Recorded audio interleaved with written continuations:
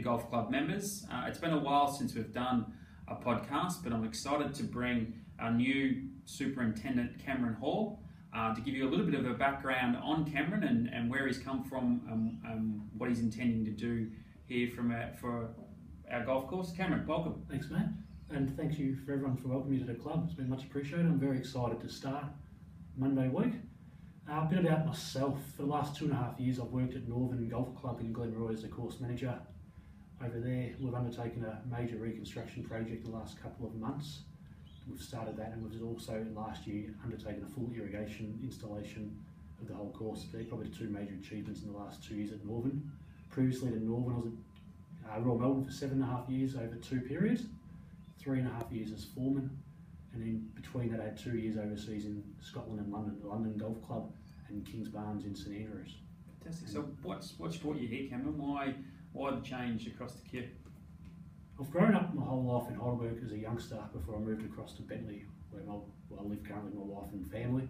And I've always lived in Heidelberg, always had admiration for Kew Golf Club growing up, always wanted to play there.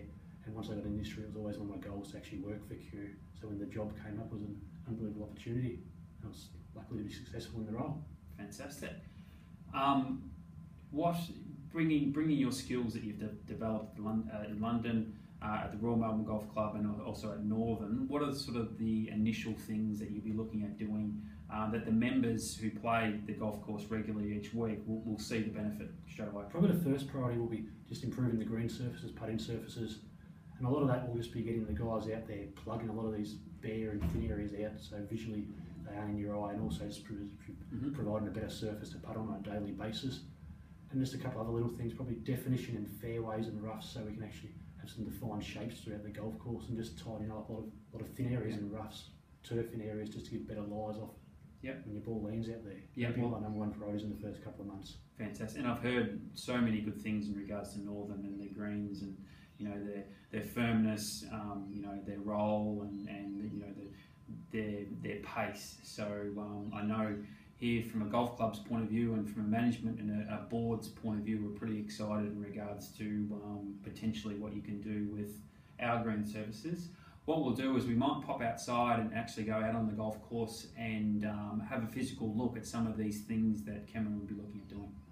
So here we are out on the second green. Cam, these are the bare patches you're actually talking about. One, what causes these bare patches? Secondly, what you're going to do about it, and thirdly, the thing here in regards to the golf club is green quality. So what are you intending on doing in regards to our green quality to get our greens up to the standard that we want? Thanks, Matt. Probably number one with this area, I'll definitely just be trying to re-plug it. I'll get guys out here with a hole changer, and it might take 200 or 300 plugs throughout the green. I'll just plug this area out so it's fully back to a coverage of grass again to give us a coverage. And then from there, the first practice I will implement will be no trip right on nose on these greens, especially around the laps. We'll be using walk behind nose full time. The benefit of walk behind nose are they give a better quality of cut, a smoother roll finish and a better roll for the ball, and they firm harder surfaces. So, and they take away this lap with the mower, with the wheel marks. You'll only have one mower width, and it will give a much better surface in a pretty quick time, and you'll notice a difference within a month or two with the surface there.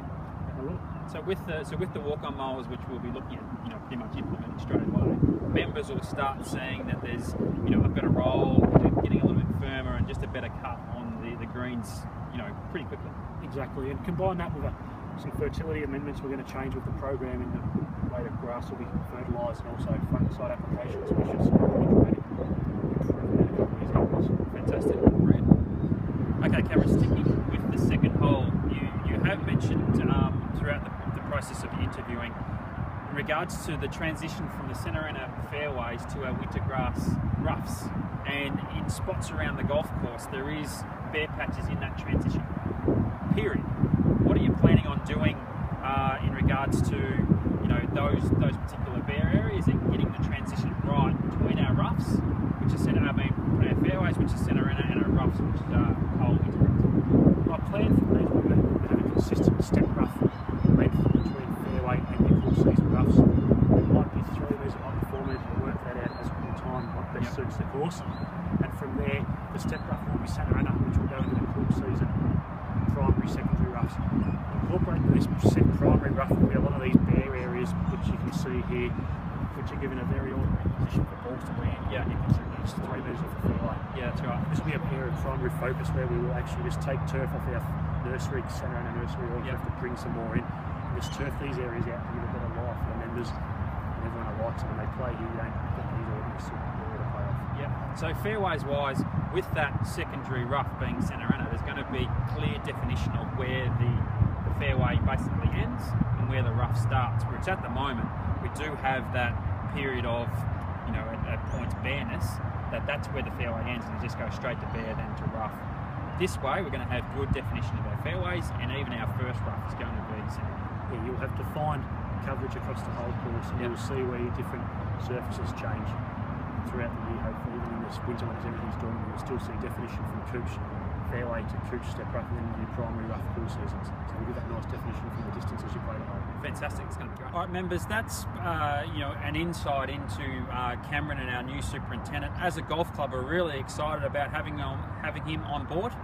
We see this as being a huge opportunity for the golf club to really take us to a level where our members and are really proud of our golf course.